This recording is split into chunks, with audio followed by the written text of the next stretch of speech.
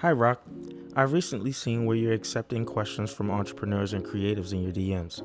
Hopefully, my question gets answered here or in a video.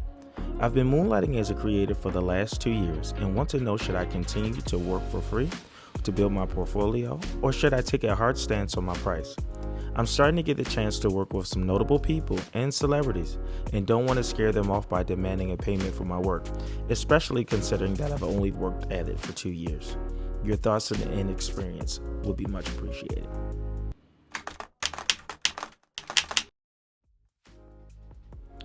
I get it.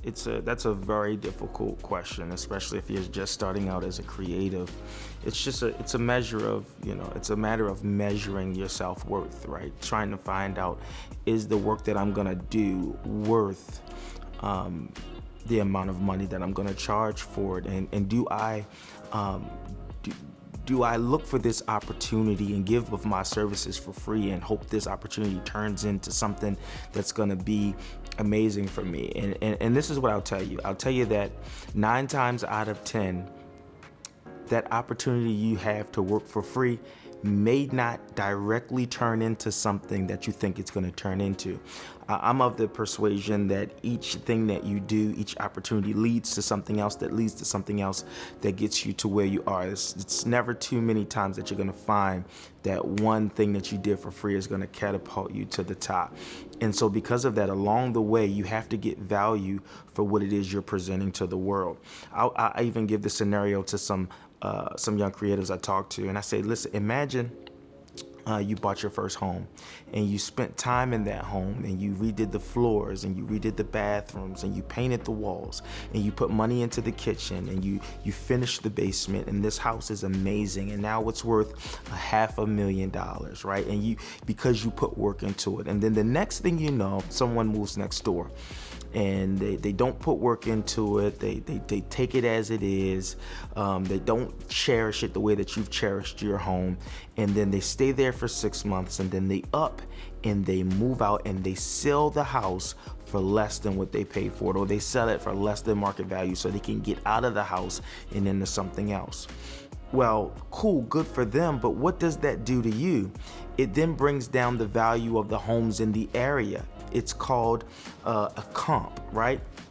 They're comparing, if this house here goes for $150,000, why would I pay $500,000 for your home? Yeah, you got more bells and whistles. Yeah, you have a better bathroom. Yeah, you have all of this stuff. Yeah, you might have a red camera or black magic, or you spent money getting all the best lenses. But is it video? Yeah. Is it Photoshop? Yeah, it's all the same stuff. And in my book, it's not all the same stuff. So as you coming into the industry, and you spending your time developing your craft, don't give it away for free. But that does not necessarily mean it's always going to be money that you're going to get. A lot of times you can barter. The person that you'll be doing work with can give you something that you can't normally get on your own. If it's a business owner, maybe they'll give you a credit in their store. If it is a celebrity that you're working with, maybe you may say, hey, I can't do it completely free for you, but I will give you a significant discount if you're able to plug me and to give me some type of recommendation, some write-up, a video blast, something, or tagging me in the work to let people know that I've done this work. It's very important that you do that. Now, a lot of people that you're going to work with are going to want to tag you anyway.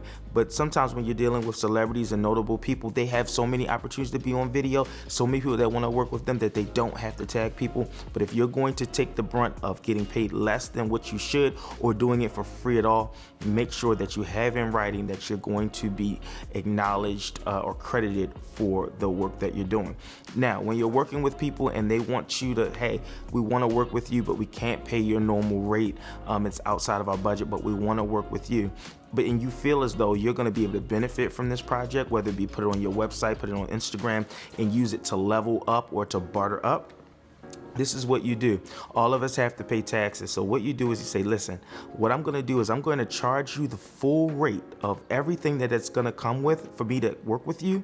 But what I am going to do is I am going to credit off a large percentage of that. And then you would give me a write-off saying that I provided this amount for you in service, and that can go against your taxes that you can write off.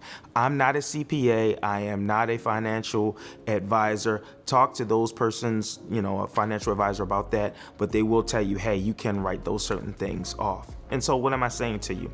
In short, don't work for free. Always get something from it. It does not have to be money. It can be another opportunity. It can be an introduction to someone else. It can be a credit on the work. It can be money, but you do not want to mess up the industry. You don't want to take your name and say, hey, this guy works for free, because everybody else will expect you to work for free.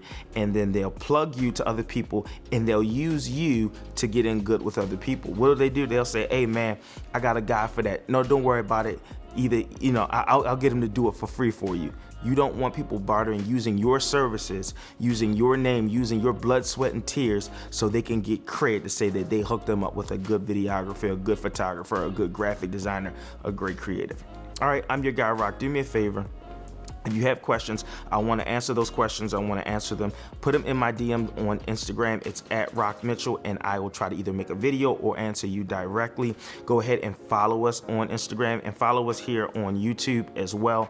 We want to build a community where we help each other answer questions, become the best creatives that we can possibly be. And shout out to